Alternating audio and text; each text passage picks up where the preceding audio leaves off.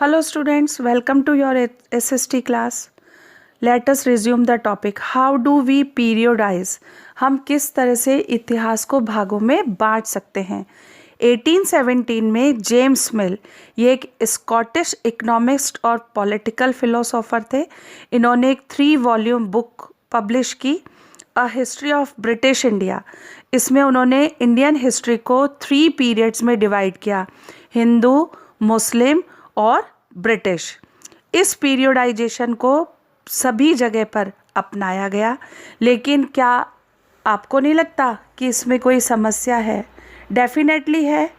क्यों है? क्योंकि हम भारत के इतिहास को केवल हिंदू इतिहास, मुसलमान इतिहास और अंग्रेजी इतिहास में नहीं बांट सकते।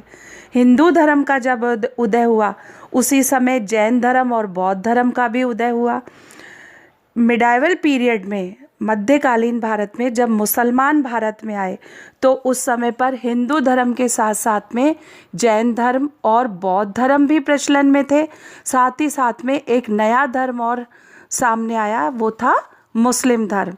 और जब ब्रिटिशर्स इंडिया में आए तो हिंदू, मुस्लिम, जैन, बौद्ध, सिख धर्म के अलावा एक और कल्चर, एक और रिलीजन सामने आया, वो था ब्रिटिश कल्चर और क्रिश्चियन कल्चर, क्रिश्चियन रिलीजन। हम इस हिस्ट्री को इस तरह से हिंदू, मुस्लिम और ब्रिटिश पीरियड में एक्सेप्ट नहीं कर सकते। मिल का ये सोचना था कि जितनी भी एशियन सोसाइटीज़ हैं वो सभ्य नहीं हैं उतनी जितना कि यूरोपियन सभ्य हैं। उनके कहने के अनुसार ब्रिटिशर्स जब भारत में आए तब केवल हिंदू और मुसलमान ही थे जो कि भारत के अंदर शासन कर रहे थे।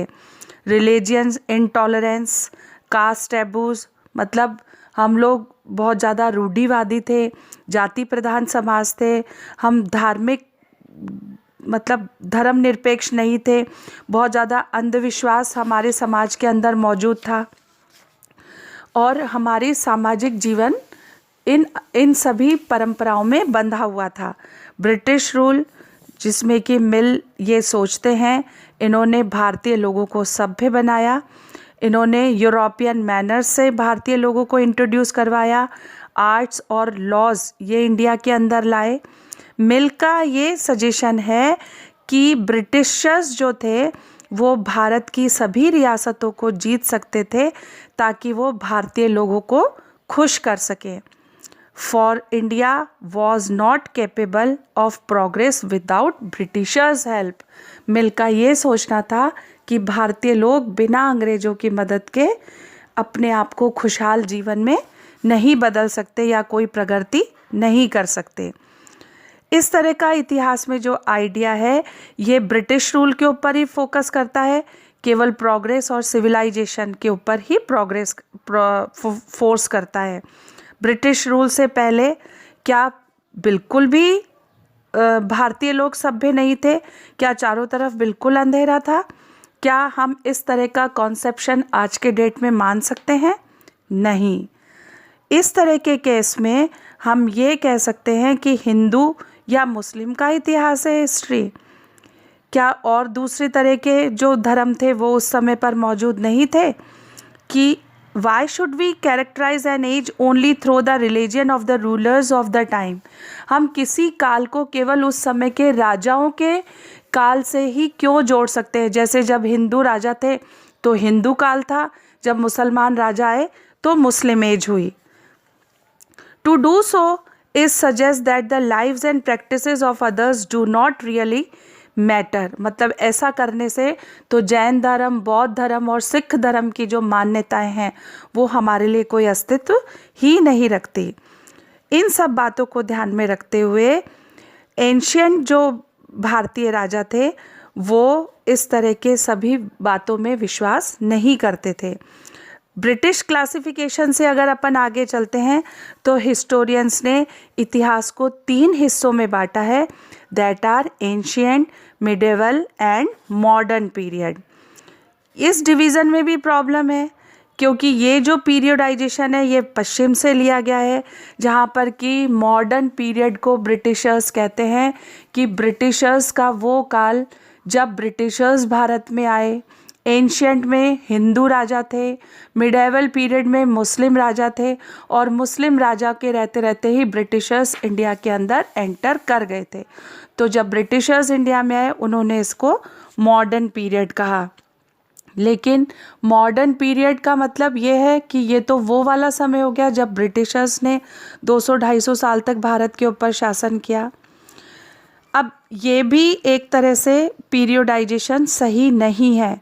हम ये देखेंगे, as you will see in this book, under British rule people did not have equality. जैसे अगर मॉडर्न पीरियड है तो मॉडर्न पीरियड में तो equality, fraternity, economic progress, social progress, ये सारी की सारी कैरेक्टरिस्टिक्स होनी चाहिए। लेकिन ब्रिटिश शासनकाल में तो भारतीय लोगों की हालत बहुत ज़्यादा ख़राब थी। तो इसको हम मॉडर्न पीरियड कैसे कह सकते हैं? What is colonial? अब हमारे जो इतिहासकार हैं वो मॉडर्न पीरियड के बजाय इसे कॉलोनियल पीरियड कहते हैं। कॉलोनियल का मतलब होता है बच्चों कि जब कोई भी एक देश किसी दूसरे देश को अपना गुलाम बना लेता है, उसके ऊपर अपनी ताकत के बल पर शासन करता है, तो वो उसका कॉलोनियल होता है। जैसे अंग्रेज़ों ने भारत को अपना गुलाम बनाया, तो ये कॉलोनियल पीरियड हम इसको कह सकते हैं। ब्रिटिशर्स भारत के अंदर आए, उन्होंने भारत में अपना साम्राज्य बनाया, लोकल नवाब और राजाओं को अपने अंडर कंट्रोल में किया, उन्होंने भारत की इकनॉमी और सोसाइटी पे अपना कंट्रोल किया, पूरे के पूरे रेवेन्यूज़ उन लोगों ने कलेक्ट किए। ये हमारे यहाँ से रॉ मटेरियल लेकर के जाते थे और यूरोपियन कंट्रीज़ में वो रॉ मटेरियल फिनिश्ड गुड्स में प्रोड्यूस होता था और फिर इंडिया को उन्होंने डंपिंग ग्राउंड बना कर रख दिया था। डंपिंग ग्राउंड मतलब जहाँ पर कचरा डाला जाता है, मीन्स वो चीज़ें जो विदेशों में नहीं बिकती थी उन्हें वो भारत में ला करके बेचते थे। हमसे कम कीमत पर रॉ मटेरियल ख़रीदते थे और हमसे बहुत ज़्यादा कीमत पर वो फिनिश्ड गुड्स को बेचा करते थे।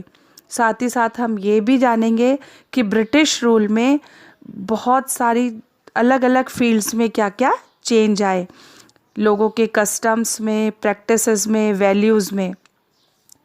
जब कोई भी एक देश किसी दूसरे देश को अपने अंडर कंट्रोल में कर लेता है, उसकी पॉलिटिकल, इकोनॉमिक, सोशल और कल्चरल चेंजेस इसमें आते हैं, तो ये प्रोसेस कहलाती है colonisation. Rest of the topic I will explain you in next video.